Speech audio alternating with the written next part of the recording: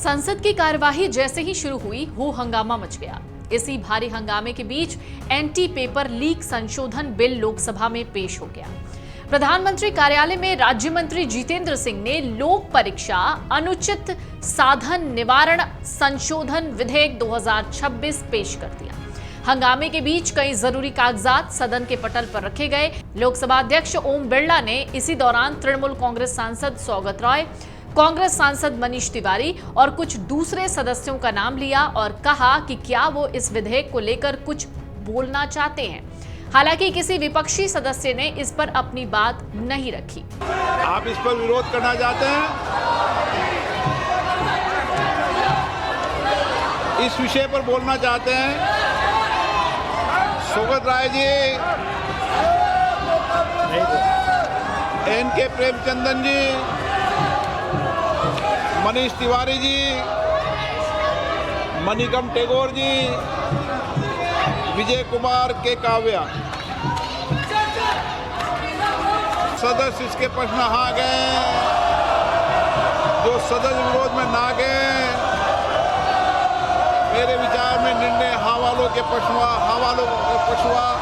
अनुमति प्रदान की जाती है। लेकिन ऐसे में सवाल ये है कि इस नए एंटी पेपर लीक बिल से क्या क्या बदल जाएगा।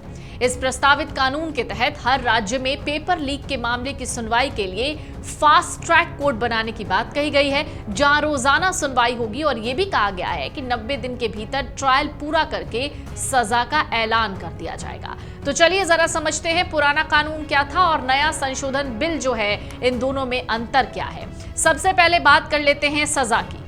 2024 के कानून में जहां पहले 3 से 5 साल तक की सजा का प्रावधान था, वहीं अब नए संशोधन बिल के मुताबिक इसको बढ़ा दिया गया है और 5 से 10 साल कर दिया गया है। यानी जो भी आरोपी पाया जाएगा, दोषी पाया जाएगा आरोपी, उसे 10 साल तक की सजा हो जाएगी।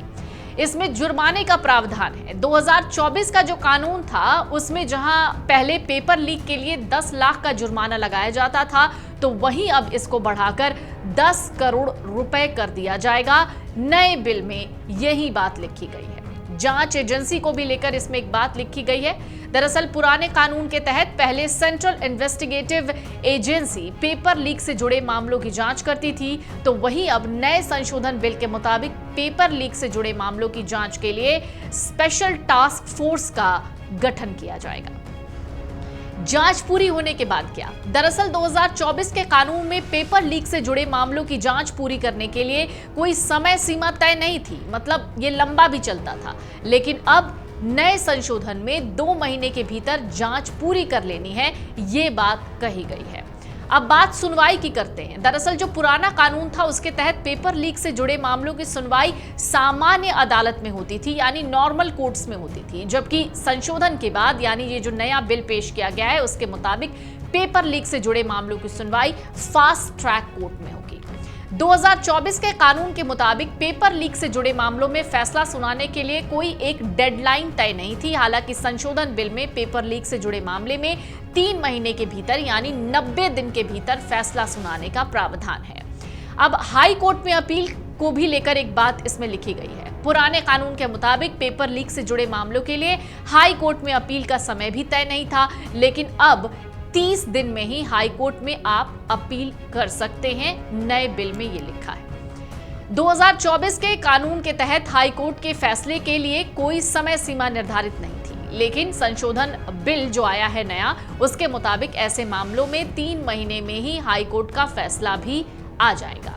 अब इन सब के बीच प्रधानमंत्री मोदी का एक वीडियो संदेश भी आपको याद होगा, जिसमें उन्होंने बताया कि नंदन नीलेकणी की अगुवाई वाली 6 सदस्यों की कमेटी सरकार को पेपर लीक रोकने के सुझाव देगी, साथ ही परीक्षा में ट्रांसपेरेंसी लाने के तरीके भी बताएगी।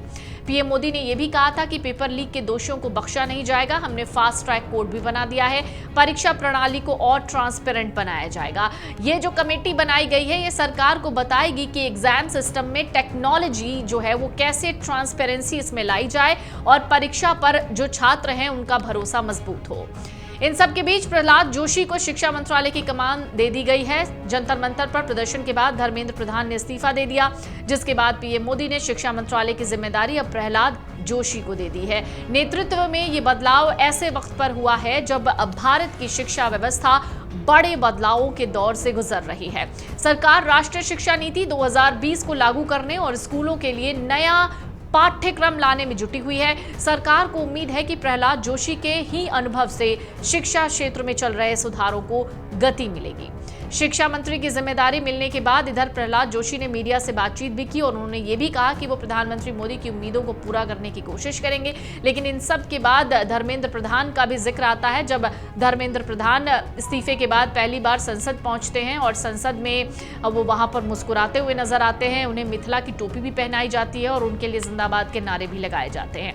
इन सब के बीच अब तक क्या क्या कार्रवाई हुई है जरा जान लीजिए। फिलहाल पेपर लीक मामले में कड़ा एक्शन लेते हुए सरकार ने एनटीए के 47 अधिकारियों को बर्खास्त किया है। जिन अधिकारियों को बर्खास्त किया गया है उनके खिलाफ क्रिमिनल केस भी दर्ज किए जाएंगे। सूत्र तो ये भी कहते हैं कि ये कदम एनटीए में बड़े पैमाने पर हो रहे बदलाव के तहत भी उठाया गया है। एनटीए में सुधार के लिए जल्द ही और एक्शंस लिए जा सकते हैं। हालांकि इससे पहले सरकार ने शिक्षा मंत्रालय के 2 सचिवों को भी बदला है। ये भी एक बड़ी खबर थी। इस एक्शन के साथ ही अब एनटीए के आउटसोर्सिंग जो व्यवस्था है उसमें भी बदलाव लाने की उम्मीद है और तकनीकी सुधार भी लागू किए जाने की तैयारी है। अगर आप ये वीडियो YouTube पर देख रहे हैं तो हमारे चैनल को सब्सक्राइब कर बेल आइकन दबाएं और Facebook पर देख रहे हैं तो हमारे पेज को लाइक करें।